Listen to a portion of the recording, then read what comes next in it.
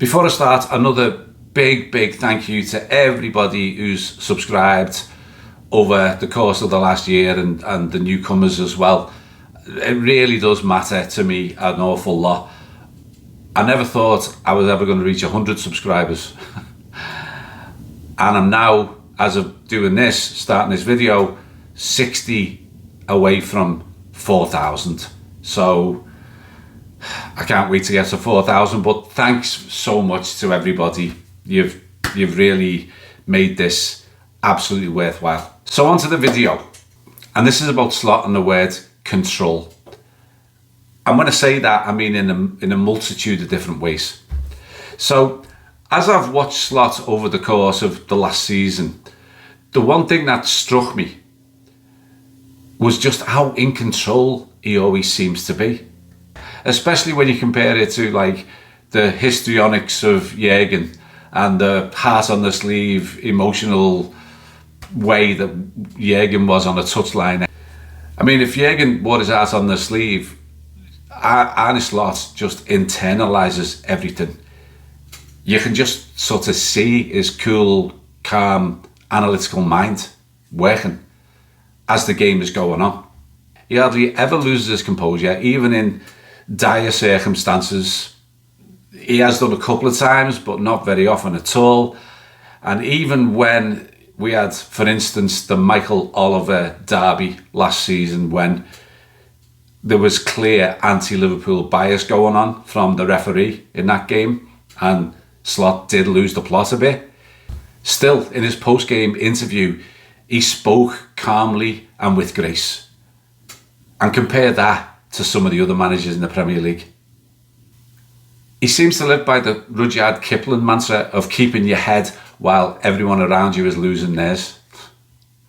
So I started to analyse everything else about him as a coach and as a manager, not just his body language and interviews. And when I started thinking it through, a penny dropped. It's the way he thinks in general, and it's how he manages the entire football team and how he builds that football team. It's not just himself he wants to be in control. He wants every single player to be in control and the entire team to be in control. And I've always believed that a team takes on the personality of the manager. And I think that's what we're seeing with Slot and this brilliant team that he's putting together. So on that point, I think Slot wants to control a football game 100% from start to finish in every area you possibly can to gain an advantage. And how he's achieving that is by building a team where all 11, every single one of them, including the substitutes as well, when they come on to replace the starting 11, are all capable of controlling and dominating their area of the pitch. Controlling it and dominating it. In the one-on-one battles with their opposite number, they're going to win it. At the same time, he needs the attacking unit to control the final third. He needs his midfield to control the centre of the park. And he needs his defensive unit to control our final third. And behind that, he wants his goalkeeper to be in full control of the penalty box. Slot, again, this is all based on my observations, but he doesn't like out of control or a lack of control. And I've got a few examples of where I've sort of come to this conclusion. The first one, probably a little surprising one, but Alisson. Now, Alisson is the best goalkeeper in the world, hands down for me. But under Klopp, he seemed to always like to play chicken and just release the ball just before the opposition striker got to it. It's almost like a little game he played. And he got away with it 99% of the time. Sometimes it was a near miss, and occasionally he didn't get away with it. But he doesn't do that under Slot. I think Slot has had a word with him and said, no, I want you to be in control. That's not control. You are creating almost 50-50 situations for no reason whatsoever. So stop it. I don't want you doing that. A second example, and I promise I'm not picking on Darwin Núñez. I'm just using it as an example of how Slot works. But what is true is that Nunez had limited opportunities last season, and I think there's reasons for that. Darwin is called Captain Chaos for a reason, because he's swashbuckling and he's a bit nutty and he's a bit crazy, but that doesn't fit into Slot's philosophy of control. He doesn't want that. He wants you to be one step ahead of the defender. He wants all of his attackers to do that. And Darwin had one major flaw when it came to that philosophy. And remember, Liverpool analyse every player's movement and every player's touches, and they put it into an algorithm to see what is the likelihood a goal or a big chance is going to be created from that player's actions. And Darwin too often ran offside. Now, when you think of all the build-up play that takes place to get to that point, and then a player runs offside, and he did it continually, that is not acceptable to Slot. Everyone's going to run offside occasionally, but Darwin was doing it as a habit. And so all of that work broke down and immediately gave control back to the opposition because they got a free kick. A third example, Jarell Quansah. He started the game against Ipswich at the beginning of last season, and after 45 minutes he was pulled. And the reason he was pulled is because, and this came from Slot, is that he was losing too many duels. So he wasn't controlling his area of the pitch. He wasn't dominating the opposition player. And so Slot pulled him out and put Konate in. The metrics went up immediately and Konate kept that place. They're just three examples. I could have used others. Now think of the opposite of that. Think of Gravenberch and McAllister and Salah and Van Dijk. These four in particular are a dream for Slot because every one of them is in full control of their area of the pitch. Gravenberch was a revelation in terms of this.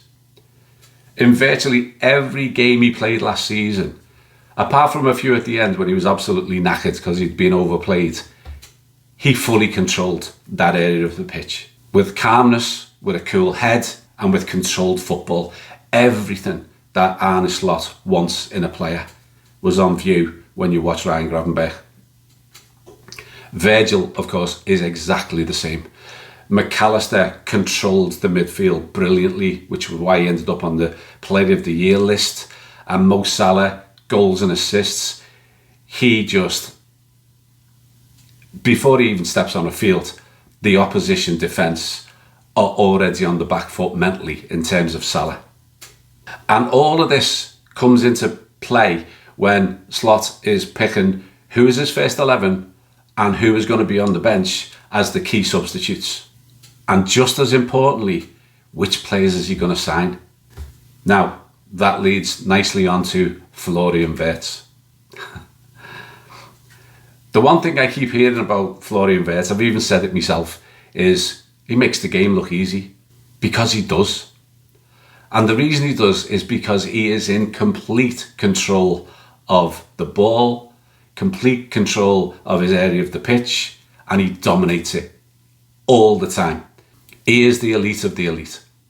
And it's exactly why he is a dream transfer for the Liverpool team. It's exactly why they paid a record amount of money for him.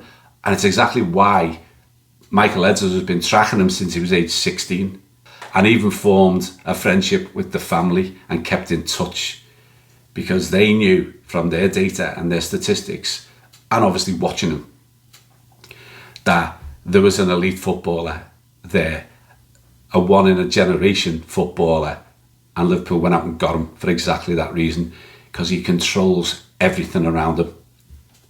Another important piece of control for Slot is self-control. Have you noticed how Liverpool players tend not to lose their heads, tend not to run around a referee screaming at them?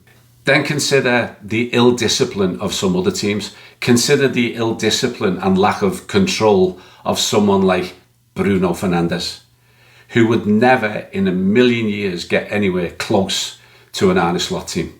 Because first-class character is just as important to Slot as first-class football ability. Slot believes that controlling your area of the pitch and being part of an 11 who control the entire pitch has to be achieved with self-control, self-discipline, and being in control of your own emotions. And he won't have it any other way. Yelling and screaming at your teammate kills momentum and camaraderie. Yelling and screaming at opposition players means you've lost your focus and are concentrating on your anger, not on dominating your area of the pitch. That gives your opposing number the upper hand, and he doesn't like that.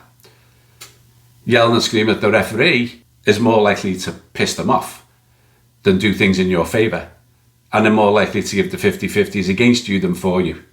And another one, and I know it might seem obvious on the surface, but Slot needs every player to be in control of the ball.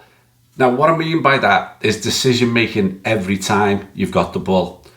The right pass, the right way to pass, the right decision. If your default position, for example, is to whack the ball forward up to a striker, well, you're not in control. And that becomes a 50-50 that your team is actually going to retain the ball. That's not good enough for Slot. For Slot, when you've got control of the ball, it's your responsibility to make the correct decision. A sideways ball, when a threaded through ball is available, is not good enough. Taking the easy option with a low risk sideways or backwards pass isn't acceptable when a couple of strikers or a midfield player are breaking the lines and you've got the ability to pick them out. Backwards and sideways passes for Slot are a player not properly and effectively controlling his area of the pitch and thus not controlling the game. In fact, it's an actual negative because, as I said earlier, everything in the Liverpool setup is designed to create chances and score goals. And if you are making the safe option, that actually becomes a negative. And when you think about the starting 11, the 11 that Slot trusted last season, and then you think about the players that have just been brought in, none of them have a default position of playing it safe. All of them are in the category of creative and inventive. Every one of them wants to be on the front foot, not the back foot, and that's by design. That's what this dream team of Slot, Edwards and Hughes are trying to achieve. One more example, and that is, when we're approaching the end of games, and we might be in control but with a slender lead, or we may be hanging on a bit, which does happen, as we've seen. What does Slot do in both of those scenarios? He brings on Endo. Is absolutely tried and trusted closer. And why does he do it? Because Endo is one of the most controlled and disciplined players at the club. He's so controlled, he's like machine-like. But even with Endo, I think the Slot factor has had an effect. Because before Slot arrived, Endo seemed to think his job as a closer was to immediately boot the nearest person of the opposition and get himself booked. And Slot doesn't want that for a couple of reasons. One is because the fact that you've given a foul away means that you have given control back to the opposition, normally in a dangerous area of the pitch as well. And two, a yellow card takes away your control. Because as soon as you've got that yellow card, you cannot be as aggressive, you cannot go into challenges that you otherwise would, so you've automatically given the initiative to the opposition player who doesn't have a yellow card. And that can be seen in numbers. In Slot's one and only season so far, in terms of yellow cards in the Premier League, Liverpool was 17th. 17th. Only 3 teams had less yellow cards than we did. I think that's by design. I think Slot is telling people, you do not dive in and get yourself your unnecessary yellow cards. Of course, like any manager, it'd be okay if you get one occasionally, tactical foul or something like that. But in general, he wants you in control, which means you can't have the threat of a red card with one mistimed challenge. Slot wants aggression. He absolutely wants aggression. That's part of winning a game of football. But it must be controlled aggression, not rash and not yellow card worthy. So thinking about Slot and his demeanour, and the fact that he sat down with all of our new signings one-on-one. And can you imagine how impressive it must have been for these 4 lads to see a manager with such an imperious vision and with such belief, and yet so calm and so controlled and so clear of the vision that he had for them. How he wants them to operate as part of a collective, his whole philosophy of football. I can only imagine that these 4 young lads, aged 21 to 24, must have been hugely impressed by him. So to finish, I got a little bit nerdy. I looked up the definitions of control, and this is what they said.